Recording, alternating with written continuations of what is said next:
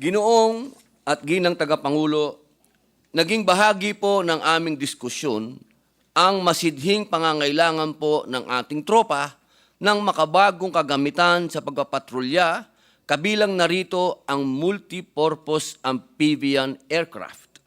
Para sa kaalaman ng ating mga tagapakinig, ang amphibian aircraft ay uri po ng sasakyang panghimpapawid na kayang mag-take off at lumapag sa lupa at tubig. At ito po ay pwede ding gumamit ng airspace law at maritime law.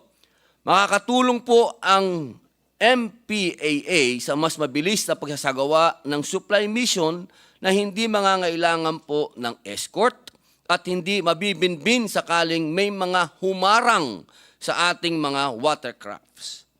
Halimbawa po, imbis na 1.5 araw ang aabutin ang resupply mission patungong BRP Sierra Madre, kakayanin pong makompleto ang paghahatid ng supply sa loob ng 5 hanggang 8 oras sa pamamagitan ng amphibian aircraft.